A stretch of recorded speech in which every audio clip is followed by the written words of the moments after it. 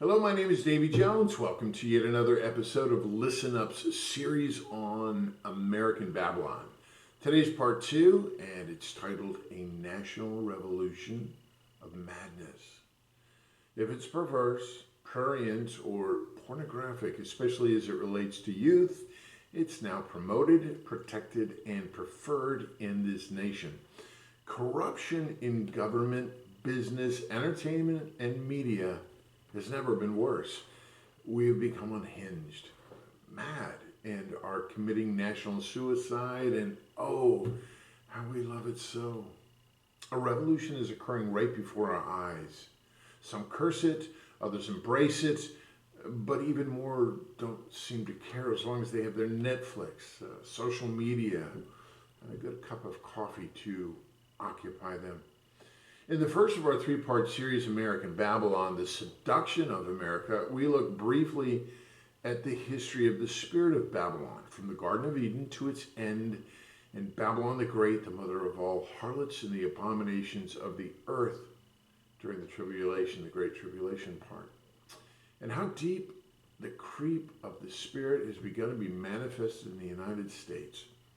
It's true. In this video, American Babylon Part 2, A National Revolution of Madness, we're going to take a closer look at its impact on America in education, business, government, and entertainment. But first, let me say this is not a beatdown on the United States of America. This is a general look at the influence and impact the Spirit is having in our nation currently, in hopes that we might awaken and return to the one true living God.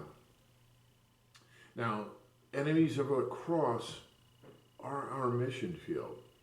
As we look at the madness unleashed on our nation, we must know who our mission field is and that we are to speak truth with grace and love to them. Our mission field is the lesbian with the butch haircut, the drag queen, the person addicted to pornography, the teenage Satanist whose home life is hell.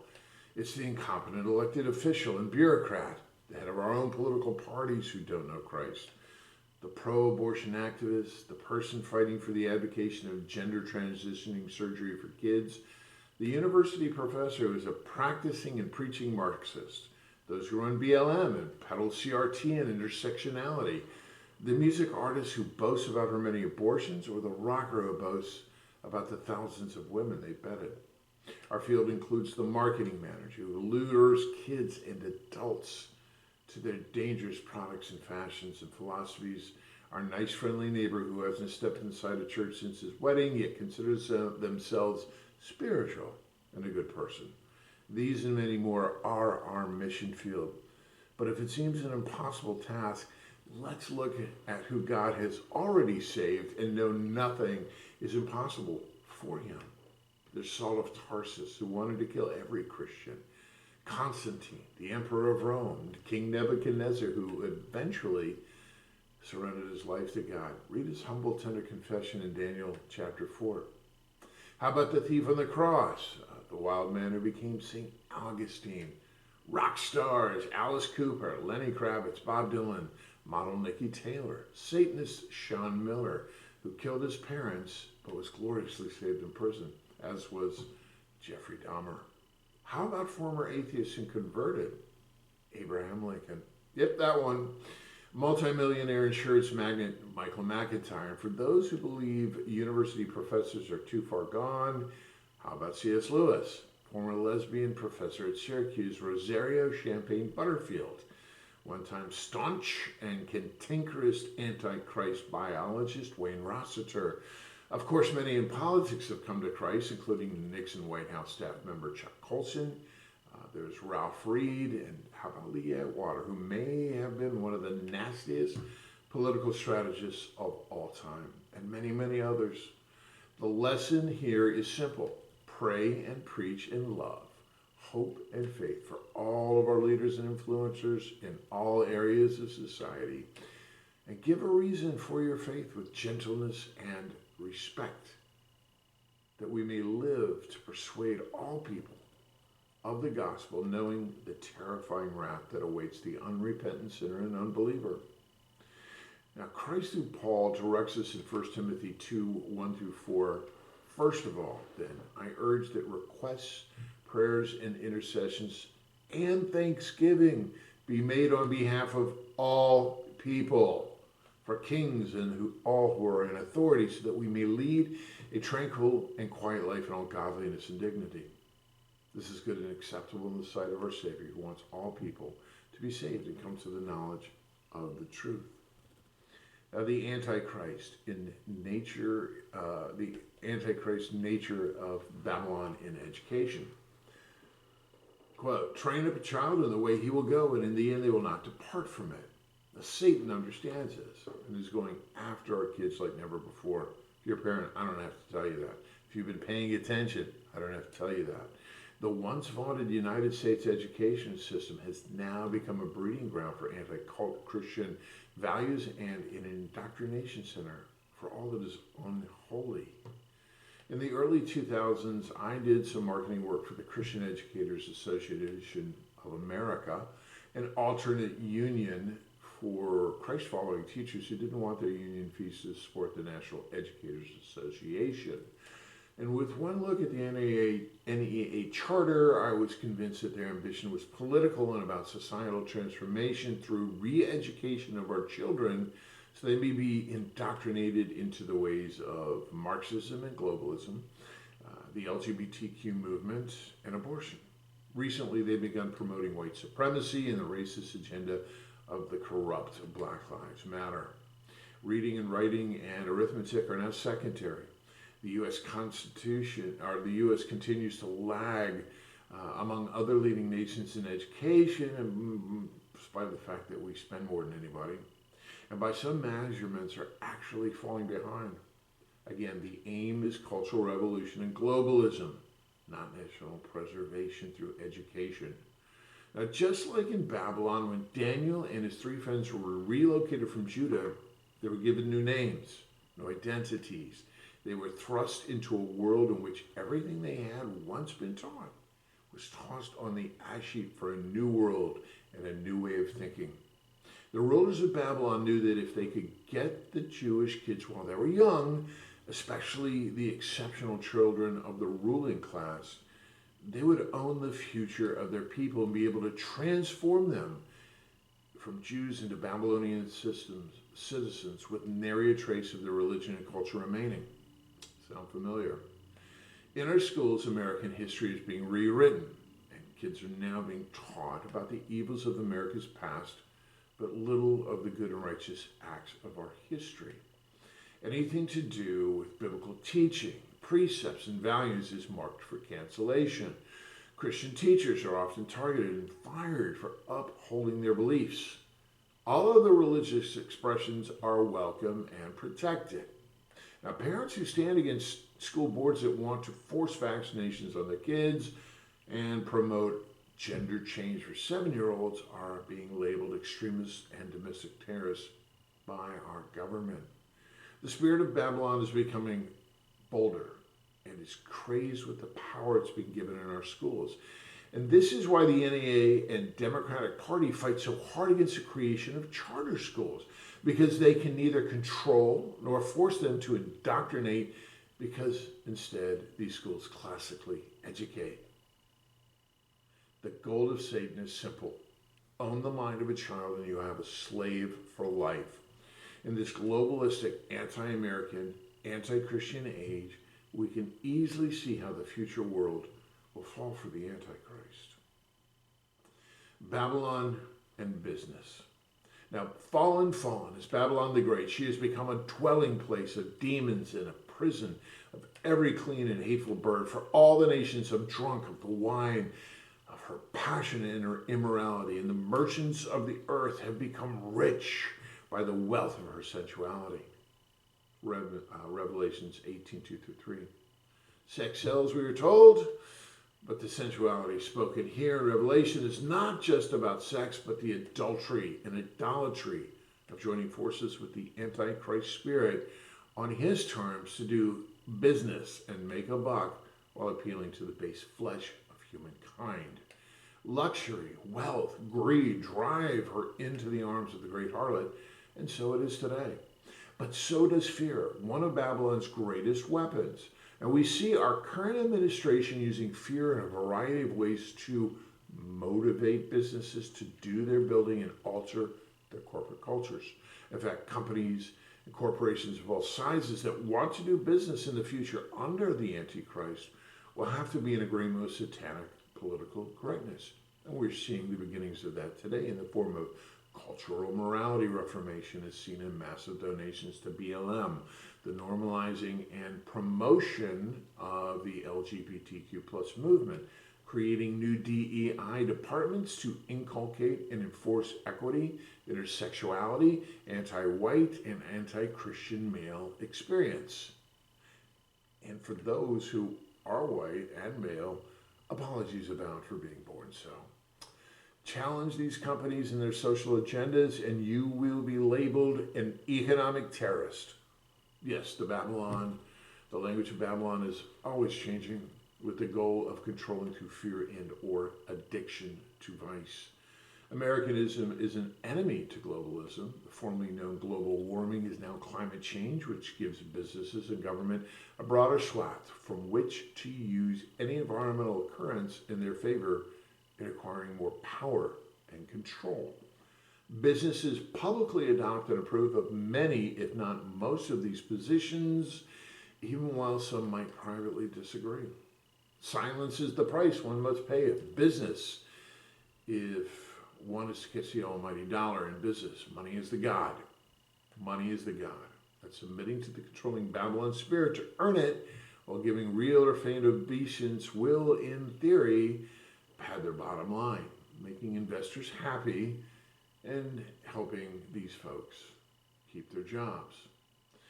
This will be so great in the Great Tribulation, at least temporarily so, but even now we see the public failure of many of these massive companies, and they're having PR and business failures due to forcing wokeness upon its customers. Just ask Anheuser-Busch and their Bud Light brand how hiring a TikTok influencer who is a grown man who likes to dress as a young girl work for them. Or how about Target and its hiring of a cross-dressing Satanist to design clothing for its youth collection.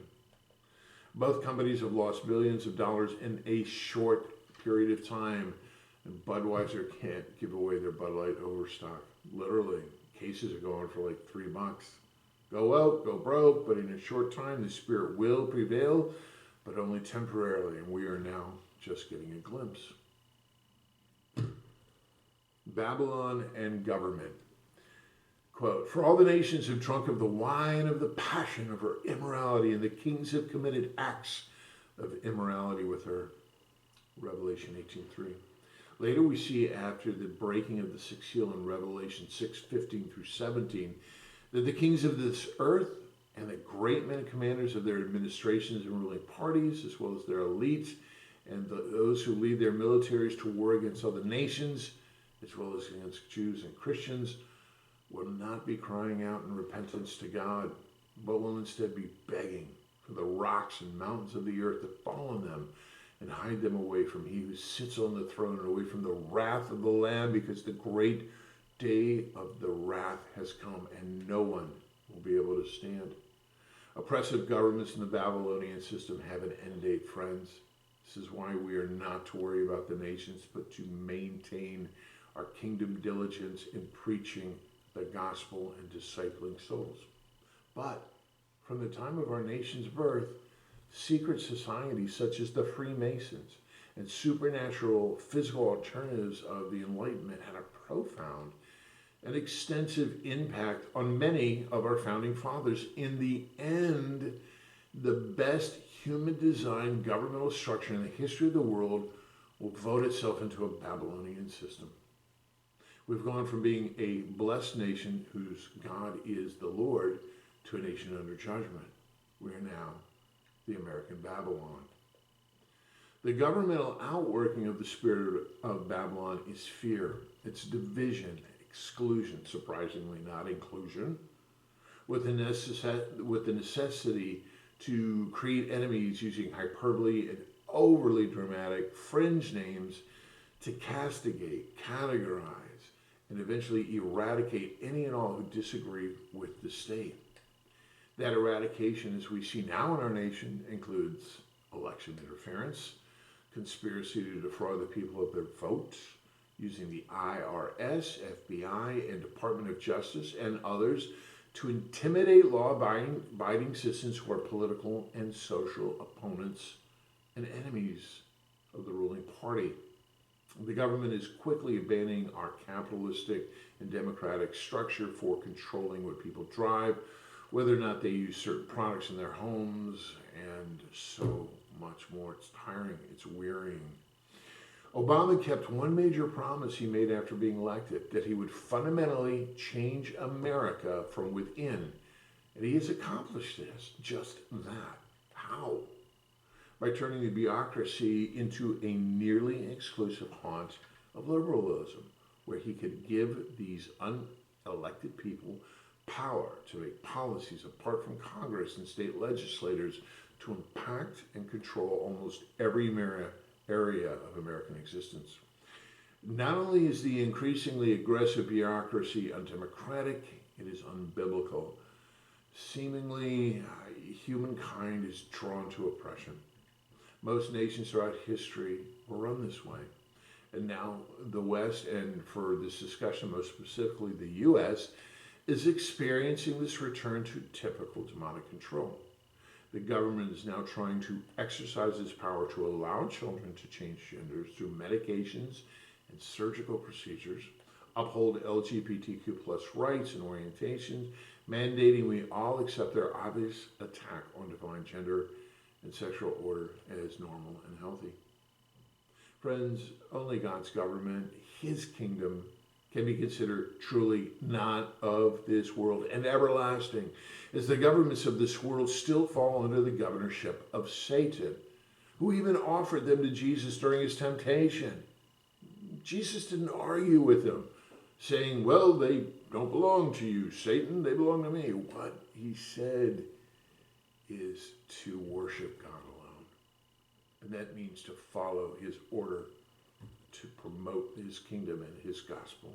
Now, until Christ returns and the nations of this world become the kingdoms of our God and of his Christ, and Jesus begins his millennial reign, this will be the case. 1 John 5:19 says, the whole world lies under the power of the evil one, who is Satan, whose God is, who is the God of this present evil age. Still, God is sovereign over all. Ultimately, all powers and governments come under his sovereignty.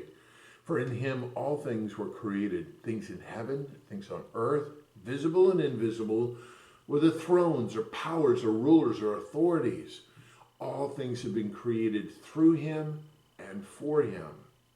Because of this, no matter how much Mystery Babylon has grown in this nation, God is still ultimately in control, and he will use it for his purpose and glory.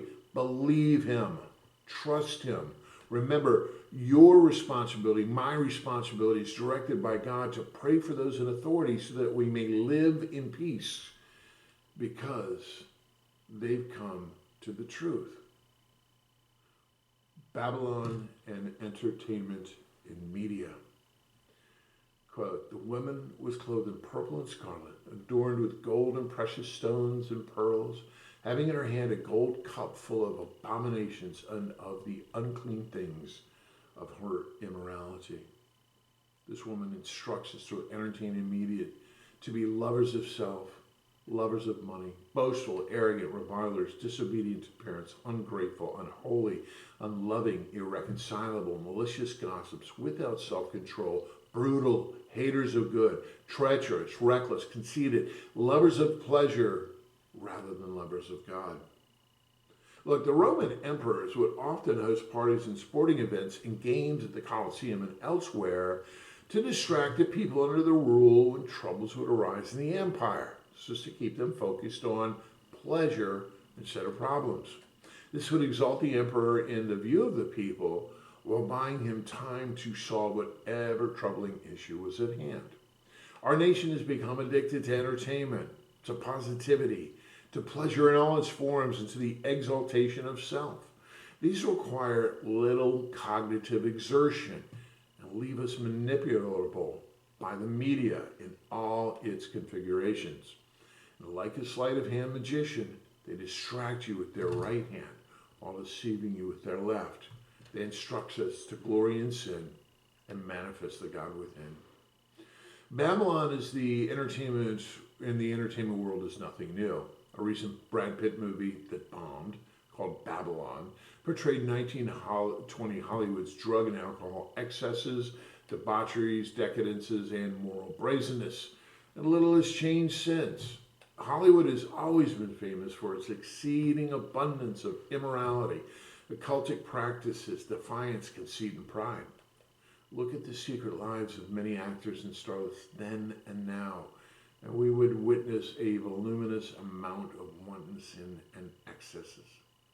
Violence is also another hallmark or watermark of many Hollywood films and TV shows, in spite of the fact that most everybody in Hollywood is for very strict gun control. But by the time a child is 12, they've seen thousands of murders in entertainment. Video games aimed at children are terribly violent. Kids are being desensitized to sex and violence, numbing their consciences and turning them into moral zombies. Now, while Hollywood has made some outstanding movies and shows, its underbelly is still as seedy as a serpent and dedicated to Satan. It is the hub of the occult, Scientology, Kabbalism, Wicca, Buddhism, and many more false religions and practices. And these influences movies, music, and art. Rock and roll is all about rebellion from biblical precepts and values. Women are denigrated, fodder for pleasure, while men in drag shout, "We're not gonna take it anymore," as they fight for the right to party. The news media has mostly become aligned with the Democratic Party, resembling more a PR firm and propaganda arm than any hard news organization committed to the truth. Friends, even Fox is caving in and can barely be trusted these days. One has to carefully comb through the swath of sources online to find the truth, but the means to do so are mostly controlled by major corporations aligned with the left, including Amazon, that owns most of the servers in use these days. Our phone calls are being recorded, our emails are being stored, and our phones and Alexas know everything we do and say, and sometimes even think it seems. Freedom is only what the government allows, and we're okay as long as we get our stuff. We want to have fun, and we want our entertainment just like we like it. Give us peace, safety, and pleasure, and you can do with us what you want. Believers, put no unclean thing before your eyes, and be careful what you listen to. Closing.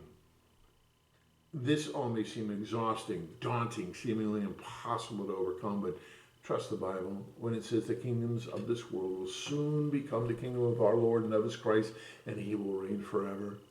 What we're seeing has been foretold, so we shouldn't be surprised.